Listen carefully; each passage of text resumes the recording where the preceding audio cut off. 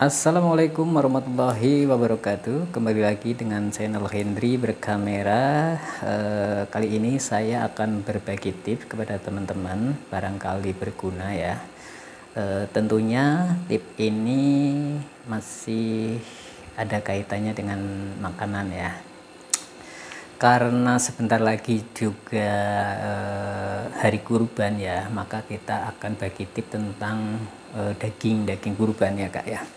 Kebetulan kemarin saya habis pertemuan ya sama tetangga sekitar, dan di situ saya dapat dapat ilmu dari salah satu keluarga tukang jagal ya, yang udah bertahun-tahun, terus udah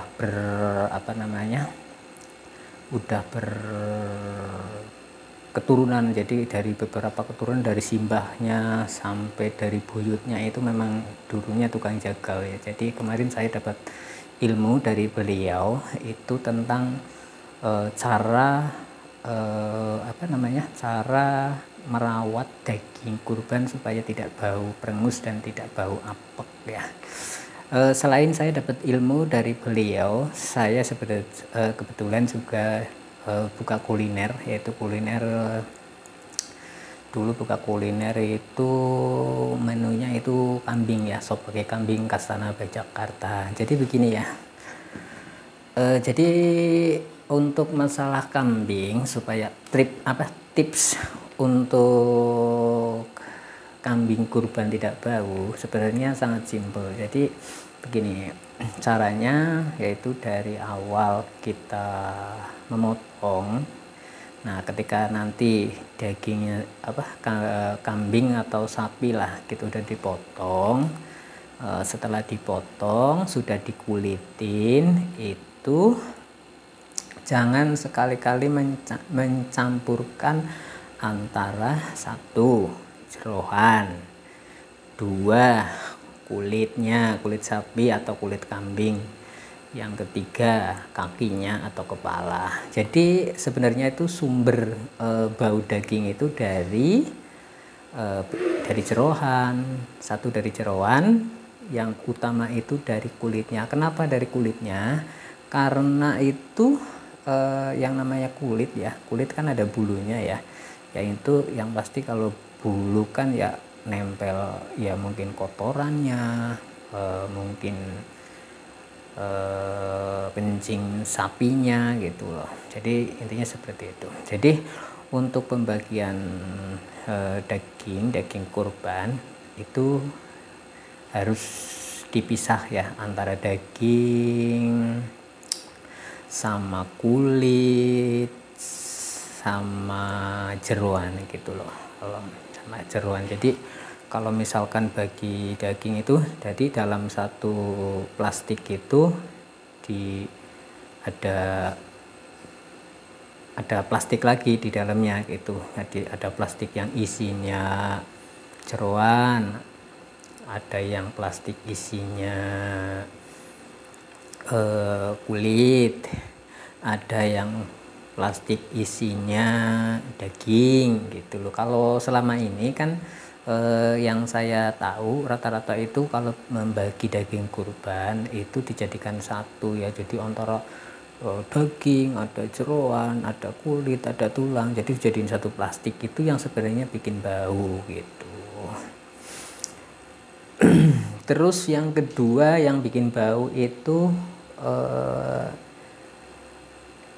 dibakar, itu bulunya dibakar, itu nanti dibakar itu bikin bau gitu. Harusnya jangan dibakar, cukup pakai air panas, rebus pakai air panas. Nanti kalau airnya sudah mendidih baru dicelupin itu misalkan mau ngelet kepala atau apalah, mau buang ke bulu-bulu yang di kepala, itu dimasukin kepalanya ke dalam air yang sudah mendidih. Nah, nanti kurang lebih sekitar nggak lama lah, kurang lebih sekitar 10 detik ya, jangan sampai 10 detik Ini nanti tinggal dikerok aja pakai pisau, tapi jangan pisau yang bagian tajamnya ya, pisau bagian ininya itu insya Allah mudah ya. Nah terus itu caranya juga, kalau cara masukin ke air yang sudah mendidih itu nggak boleh terlalu lama gitu. Kalau terlalu lama itu nanti justru malah dagingnya itu sampai ke bawah, sampai mateng gitu loh. Mateng itu malah nanti lebih susah lagi, semakin susah apa namanya dikerok, bukannya bulunya yang ke bawah, malah dagingnya, jadi daging yang ke bawah bukan bulunya gitu. Terus yang kedua lagi itu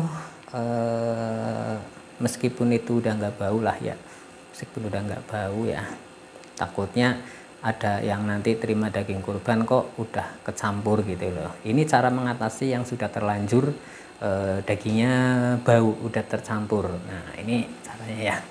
Caranya nanti bisa dikasih 1 jeruk nipis, bumbunya kasih jeruk nipis, terus kasih jahe, kasih serai. Nah ini banyak banget tadi saya cari di YouTube ya, cari di YouTube itu banyak banget yang mencari, udah mulai banyak yang cari itu apa namanya daging kambing itu enaknya dimasak apa gitu. Sebenarnya sih daging kambing namanya juga daging ya, sebenarnya sih mau dimasak jenis apa aja itu sih enak ya, tergantung seleranya gitu lah. Tapi kalau saya mau kasih saran, itu daging paling enak itu dimasak satu, masak kari kambing. Terus yang kedua sop kambing. Yang ketiga bisa dimasak tengkleng kambing itu. Nah itu bumbunya apa aja sih gitu kalau mau masak sop. Kalau bumbunya itu sebenarnya ada semua, mudah, bumbunya nggak terlalu banyak. Itu kalau bumbunya itu serai, terus cengkeh, terus jahe, terus pala, terus daun salam, terus jeruk nipis gitu. Kalau yang kurang yang kepengen tahu cara membuatnya, nanti bisa tonton di channel saya itu. Nanti saya kasih apa namanya di link di bawah ini, saya kasih linknya. Ada itu cara masak sop kari kambing.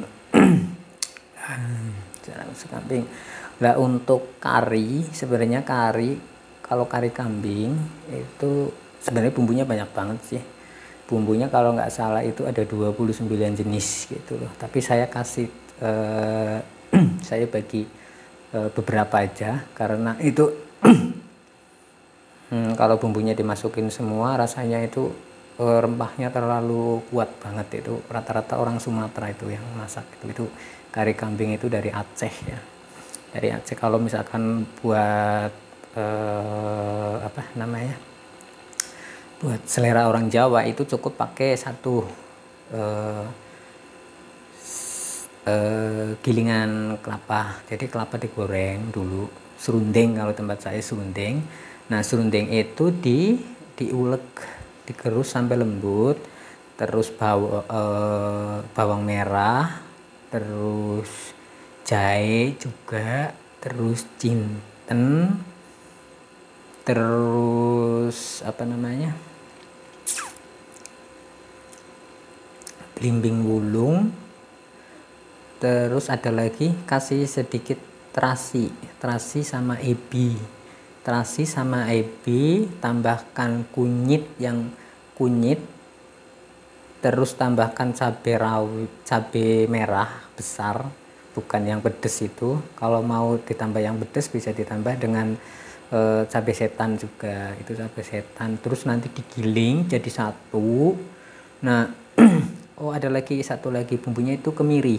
Nah setelah nanti digiling jadi satu, di blender lah. Kalau nggak di blender, ke tempat penggilingan itu yang di pasar ya, tempat penggilingan di pasar itu. Setelah nanti digiling itu nanti tinggal dimasak pakai minyak, digoreng gitu sampai dia mateng. Nanti kalau sudah matang bisa disimpan di freezer, itu bisa bertahun-tahun ya, asal freezernya hidup gitu. Nah itu itu oke. Cukup sampai di sini untuk apa namanya, untuk tipsnya ya, tips dan cara memasaknya ya. Mudah-mudahan ini bermanfaat kayak gitu. Oke, terima kasih yang sudah menonton. Jangan lupa di like, di komen, subscribe, dan dibunyikan juga loncengnya ya. Dadah.